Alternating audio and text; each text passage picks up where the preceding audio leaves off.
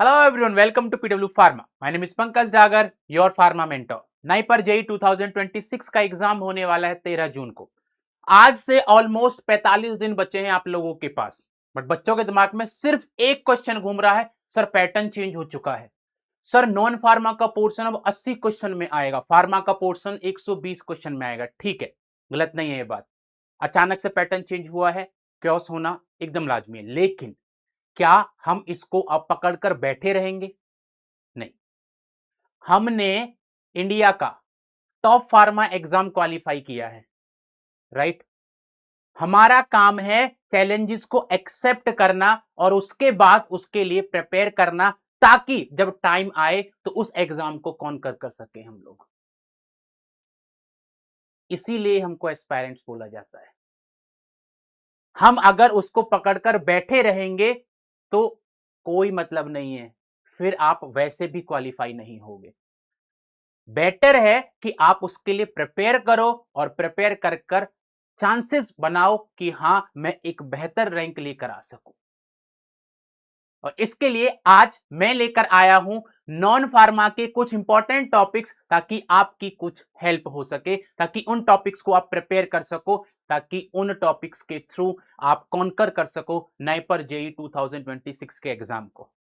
मैं जानता हूं 80 क्वेश्चंस आएंगे, समय भी बढ़ा दिया गया है। आपके पास समय होगा कि आप अपना एप्टीट्यूड अप्लाई करो और क्वेश्चंस को सॉल्व करो, और उसमें मैं आपको हेल्प करने के लिए लेकर आया हूं कुछ कुछ ऐसे टॉपिक्स जो आपके लिए बहुत इंपॉर्टेंट होंगे अगर आप उनको प्रिपेयर करते हो, और हो सकता है कि इन टॉपिक से आपको डायरेक्ट क्वेश्चंस भी मिल जाए, राइट।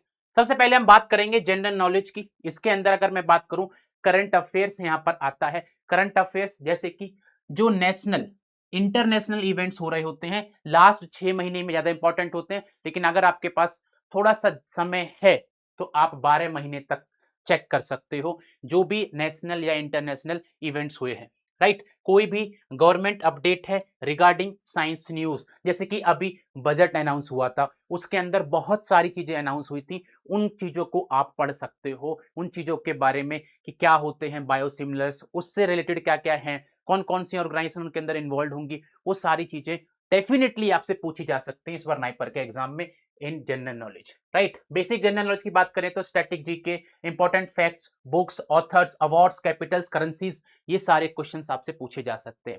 उसके अलावा नोबेल प्राइज किसको मिला, नोबेल प्राइज किसके अंदर, फिजिक्स में, केमिस्ट्री में, मेडिसिन में, रिसेंट ईयर्स के अंदर, प्लस उनका कॉन्ट्रीब्यूशन क्या है, लाइक उनको किस चीज के लिए अवार्ड मिला है, इस टाइप से भी क्वेश्चन आपको मिल सकता है। उसके बाद ब्रांड्स और कॉर्पोरेट अवेयरनेस, जैसे कि लाइक गूगल का टैगलाइन क्या होता है, गूगल का मोटिव क्या होता है, जैसे कि एप्पल का जो लोगो होता है उसके रिलेटेड उसका सीईओ कौन है, उस टाइप से आपको क्वेश्चंस मिल सकते हैं।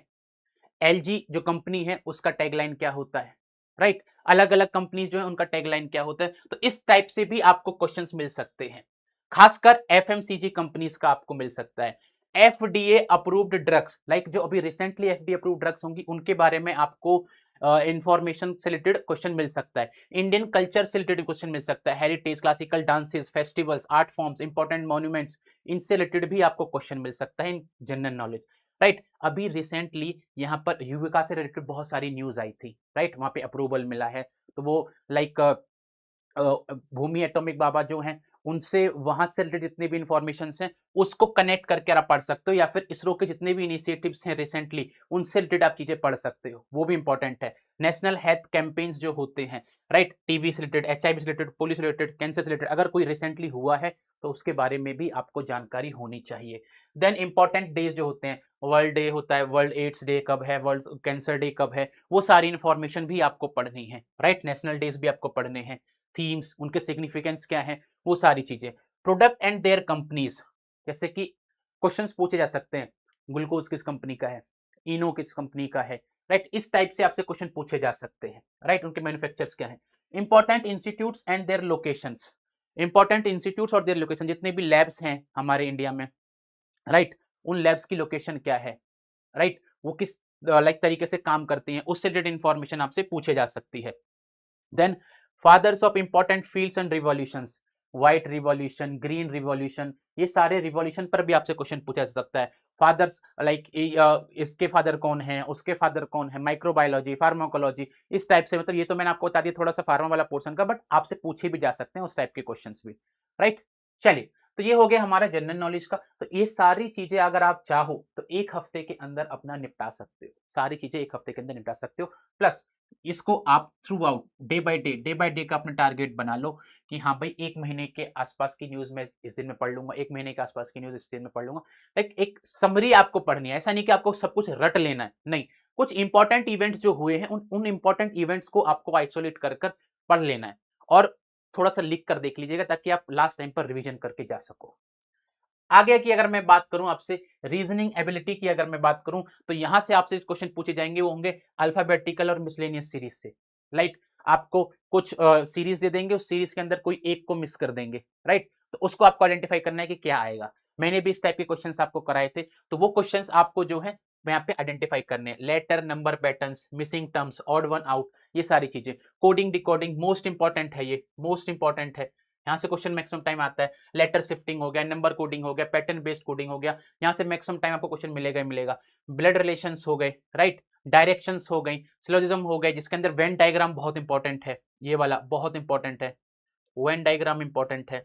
Logical conclusion, statement based reasoning, ये सारी चीजें आपसे पूछी जाती हैं। नॉन वर्बल रीजनिंग के अंदर अगर बात करेंगे तो यहाँ पर आपको लाइक पैटर्न को रिकॉग्नाइज करके कौन मैच कर रहा है, कौन मैच नहीं कर रहा है, वो सारी चीजें आपको आइडेंटिफाई करके यहाँ पे करनी है। तो ये सारी चीजें जो है बहुत ज्यादा टाइम नहीं लेंगी आपका, वो मिनिमम टाइम के अंदर ही इन सबको आप निपटा सकते हो, राइट। देन अगर मैं आपसे बात करूं जनरल एप्टीट्यूड की, बहुत बेसिक है आप लोगों के लिए, बहुत ज्यादा बेसिक है, राइट। सबसे पहले percentage profit and loss, basic change, percentage, shortcuts, ये सारी चीजों पे क्वेश्चन आपको आ सकता है, और ये आप बचपन से करते हुए आ रहे हो।